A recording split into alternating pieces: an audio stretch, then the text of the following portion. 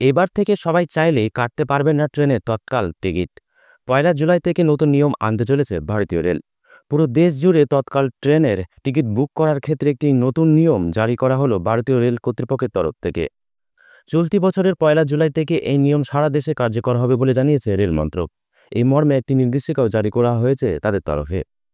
ভারতীয় রেল মন্ত্রকের তরফ থেকে প্রকাশিত একটি সরকারি বিজ্ঞপ্তি অনুযায়ী ১/৭/২০২৫ অর্থাৎ ২০২৫ সালের ১ জুলাই থেকে তৎকাল প্রকল্পের অধীনে আইআরসিটিসির ওয়েবসাইট ও অ্যাপের মাধ্যমে কেবল আধার অনুমোদিত ব্যবহারকারীরাই টিকিট বুক করতে পারবেন। এই বিষয়ে একটি নির্দেশিকা ১০ জুন মঙ্গলবার রেল দপ্তরের তরফ থেকে সমস্ত রেলওয়ে জোনে জারি করা হয়েছে। তৎকাল প্রকল্পের সুবিধাগুলি সাধারণ ব্যবহারকারীদের জন্য নিশ্চিত করার লক্ষ্যেই এই পদক্ষেপ নেওয়া হয়েছে বলে জানিয়েছে রেল কর্তৃপক্ষ। এছাড়া ওই নির্দেশিকাতে তৎকাল বুকিং সম্পর্কিত ভারতীয় রেলওয়ে অনুমোদিত টিকিটিং এজেন্টদের জন্য বিভিন্ন বিধিনিষেধের কথা উল্লেখ করা হয়েছে।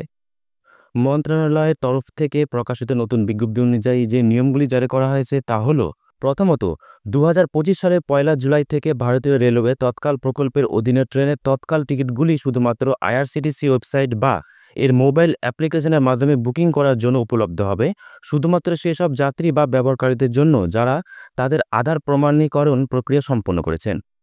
দ্বিতীয়ত, ২০২৫ সালের ১৫ জুলাই থেকে তৎকাল বুকিং করার সময় যাত্রীদের আধার সংযুক্ত ওটিপি যাচাইকরণ প্রক্রিয়ার মধ্যে দিয়ে যেতে হবে। তৃতীয়ত, ওই নির্দেশিকা তৎকাল বুকিং সম্পর্কে ভারতীয় রেলওয়ে অনুমোদিত টিকিটিং এজেন্টদের জন্য বিধিনিষেধের কথা উল্লেখ করা হয়েছে। চতুর্থ, বুকিং উইন্ডোর প্রথম দিনের প্রথম ৩০ মিনিটের জন্য এজেন্টদের তৎকাল টিকিট সংগ্রহের উপর নিষেধাজ্ঞা থাকবে।